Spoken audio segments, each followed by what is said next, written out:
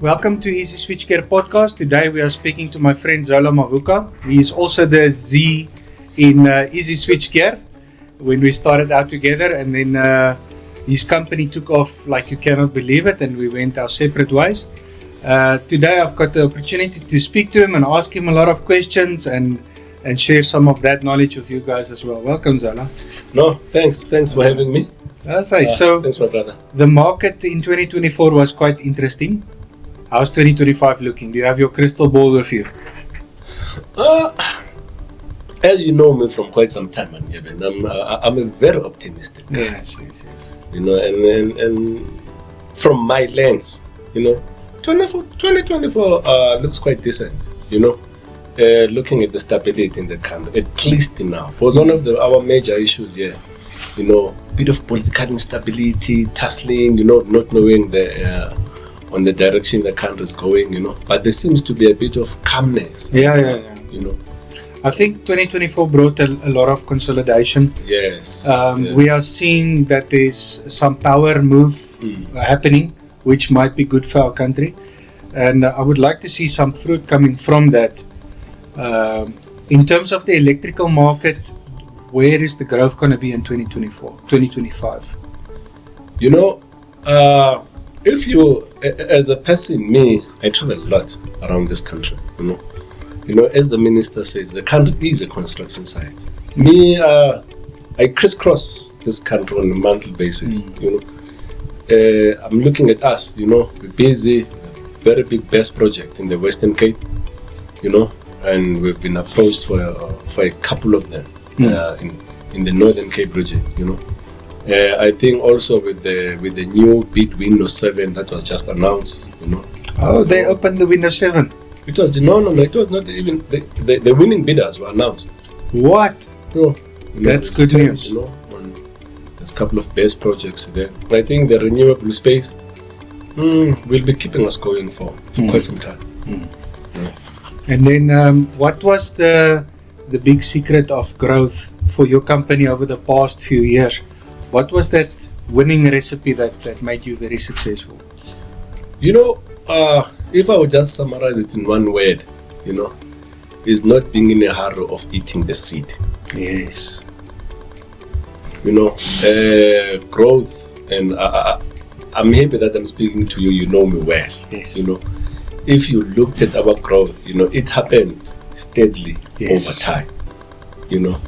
And in pure layman's term, is just keeping on nurturing that seed, growing that team. I think in our case, one of the things that we are lucky with, a lot of our guys that we were small with, we've grown with. Yes. And that has led to quite an uptick in growth on our side, because all the learnings have happened. Yes.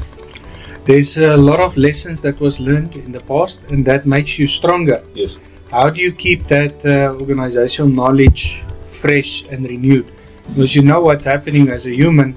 You stub your toe there 2-3 years ago, and today you forgot that lesson. How do you keep it fresh?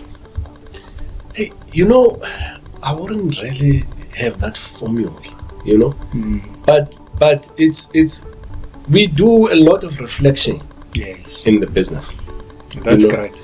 It's one thing that also has greatly improved in terms of also our quality of work right now, our efficiencies, it's purely because, a lot of reflection and I've encouraged to happen within the business. And a lot of it happens without me even being involved. Yes. And also myself personally. I've been doing a lot of reflections. I'm a very different person 2-3 years ago to the person I am now. That's great. Then books. What kind of books can you say that will help a small business starting up? And especially maybe in our industry, what helped? What books is good? I know you're an avid reader. You love books. I think I've got 100 now in my books. Yeah. In my bookshelf. And I've read about a good 95 of them. Yeah. Me personally, I read a lot of these big businessmen biographies, right? Oh, really? Yeah, I read tons of them, because what I've picked up on that's where the reflection parts come in. Because also those guys, they reflect on a lot of in their career span, and there's been quite a lot of learnings from that. There are business books, standard, but on my side, and I attend a lot of seminars, and never stop learning. You never stop learning. There's no specifics. Do you remember the time when you had that imposter syndrome, which everyone have when they start up, like maybe you don't belong here? Yes. When did that go away? I think as you start getting to know yourself a bit better. Is that the maturity thing? It is. You've summarized it very well. It's a maturity thing, yeah, and also you starting to be very much comfortable within your skin. Understanding yourself a bit better. And then it's growth. So. Yeah. And then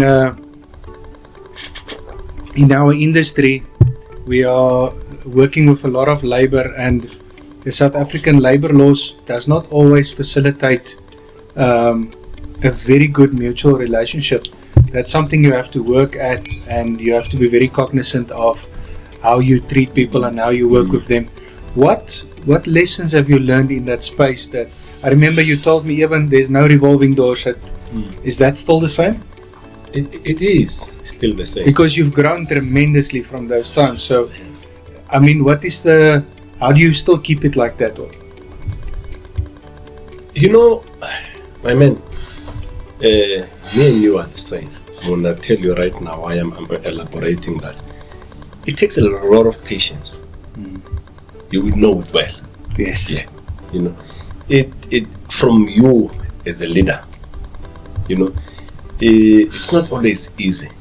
There's no specific formula, let's say, but it's just being there, leading from the front, continuously making the guys aware of the impacts they have. And I think it's one thing I think we've done right in the business. I can safely say now, when you get to our business, from the person who cleans to the top guy, they know exactly their type of impact.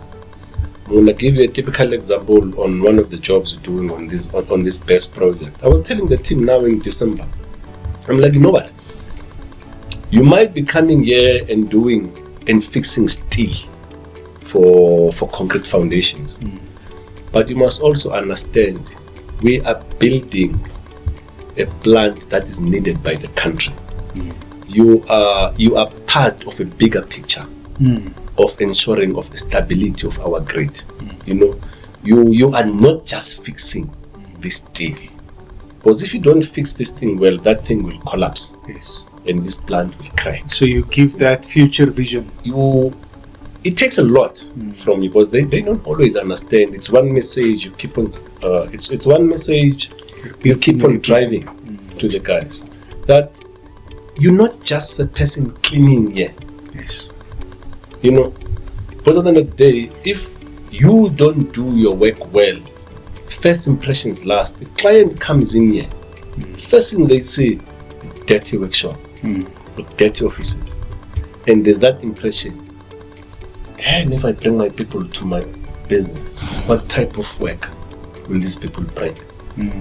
So it's. I spoke to a coach once, and he told me he's a he does turnarounds, and he told me one of the first things that he fixes when he gets to a place is clean it up, improve the light. Clean it up and improve the light. Can you believe it's that simple to enlighten and to lift up the spirit of a whole team? If the place looks better, cleaner, everything is in its place, and your lighting, the way that your place looks, that you can see what you're busy working with. If you can improve that, you can improve a lot. So that was quite a phenomenal eye-opener for me as well. My man, I cannot agree with that. so more. Yeah. 2000%. I take it as far, me with the guys, I say, you know what, Monday, you know, the impression you create when you enter, we've been on a weekend, you know, let's come in with at least a clean overall, polished shoes. Yeah, very interesting, very interesting. You know, make sure your side camp, you know, Looks presentable. looks presentable. You know, because the minute that space, it also allows you to breathe, you know, to be able to think in even a bit better. And to be proud of yourself. Exactly. You know, in South Africa, we live in a society where people think nothing of throwing a paper out the window from a car. And it deteriorates how we feel about our town. Yes. It deteriorates how we feel about our area. So for me, it's about these small things that makes a lot of changes. Zola, another topic that you are also very passionate about is educating the young people. So in South Africa, we recently found our matric results, and it was quite shocking to see from the people that started, only 50% finished, and then it's above that 35% level that you can now pass. So less than 50% or 50% pass in 12 years with that level of they require 35%. How do we change that? And how do we work with people that come from that system into the business? You know, I've always said to people, you know, our 80s generation, we've got so much of work to do for this country. Black, white, green, Purple, doesn't matter. You know, because everything depends on this particular generation of ours. You know, I see it with the guys coming from varsities, colleges, schools. You know, we've got a bit of a challenge within the education system within the country. The guy graduates, but he still needs a good 6 to 12, 18 months that we can allow this guy to be. So I think us, the business leaders of today, you know, there's so much more for us to do to assist the up and coming ones. Such as? With the various programs that can be there, even. Typical example, with what you've been doing here, you might think you're in a small workshop, but the impact you've done, you know. I know a lot of the guys here, you started them from scratch. Yes. That's exactly what's needed. But to be able to do that, it took a lot of patience from you. Yeah, especially if someone comes out of matric and they immediately expect a salary this high and benefits of people working 20 years. 20 years. So yeah, there's a bit of there's some perception management or expectation management that has not been done by parents, has not been done by schools, and it's very frustrating when you find these young people and you see their potential, but they want to be at that level in 6 months. So how do you manage that? That's a very complex question. It's extremely, and there's no one answer to it. It was part of the challenges that we've got. I think it's not even a particular South African or an African problem.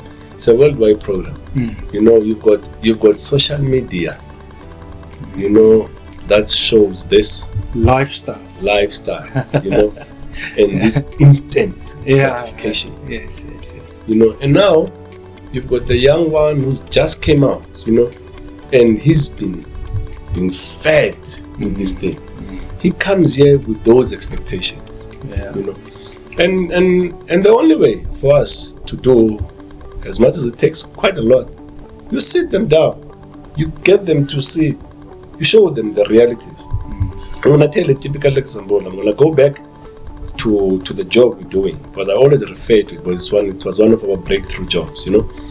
I remember the guys were crying about the sun being hot. I remember telling one guy, you choose your struggle.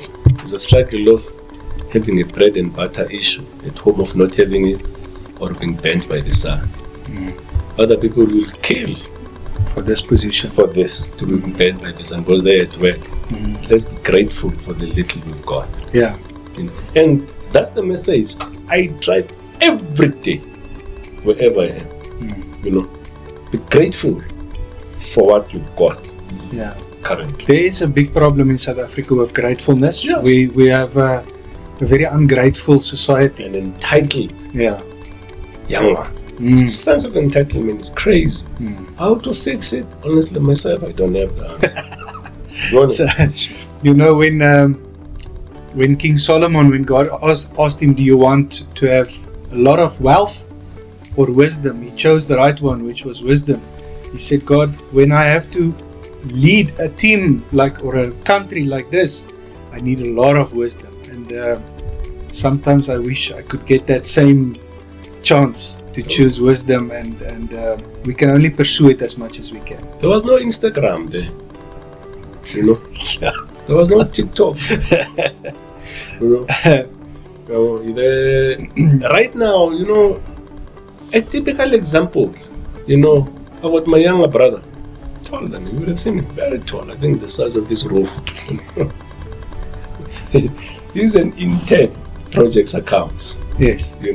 He's just graduating now in March. I remember I was giving him the title. He was angry for a month that he's an intern. Speaking of entitlement, I had to bring him down to earth. Yeah. I said, the business is your big brother's business, it's not yours. Yeah. You need to be your own man. Yeah. And we can't sugarcoat it. At the end of the day, yes, they're young and this, but you can't sugarcoat the truth and the realities. Yes. Look, I just learned something now. Whenever there's new people that come from matric or something, I'm going to make all of their titles like intern, cleaner or something, so they can understand you have to start from there and work your way up. And on that message, we can't compromise. And trust me, you might come across as harsh. Fortunately with him, speaking on how we help them, I've got these sessions with particular him, At some stage I was telling him this week that, what? You are you and I am me, right? You've got to be very careful in how you deal with people. Yes. Right? Yes. People must not deal with you because your brother is Zola. Yeah. You have to stand your own ground. You have to stand your own ground. And he didn't understand what I meant, But I'm very firm on that message. Of course. Because otherwise nepotism is the next thing. Exactly. Yeah. Because these ones, the entitlement is on the other level. Yeah. You forever have to say. So now just something different, man. We have kids. Your kids, my kids, basically the same age. How do we prevent our kids from developing that same sense of entitlement? Amen. Because they get everything. But I have this discussion every time with people, in all fairness, you've worked very hard and you know fully well you are not working for yourself. You've been working for this one, and Daddy has tried. Of course, it's not going to start where you started. Of course, yeah. Right? But the idea is to generate generational wealth. Yes, but as well, we've got the responsibility, us as parents, to teach them the responsibility. So your counter to that is to give them responsibility and to expect them to stand in that responsibility and take it for themselves. That's great. Wakes up, we do the teeth, we do the bed. Even if mommy will still redo it, but there's that responsibility that I cannot just leave my room upside down. Do you know Prof. Jordan Peterson? So he speaks a lot about clean your room. He says if you wake up in the morning and you've cleaned your room, you've had your first one for the day. Yes. You've already achieved something. you are not useless anymore. So you've already crossed the threshold of productivity. So there's some value in that. Yes. Definite value in that. Yeah. You know, so it's the only thing we can do. We will do as parents. You know, teach them that things don't really come for free. You know, there's a responsibility that comes with all the luxuries as well. Of course. Zola, thank you. I appreciate your time and the proper discussion we've had. And I wish you all the best for 2025. May God bless your family and your business. Thank you for listening, and you have a great day. Thank you, my man. Thank you for having me. Thanks to the audience.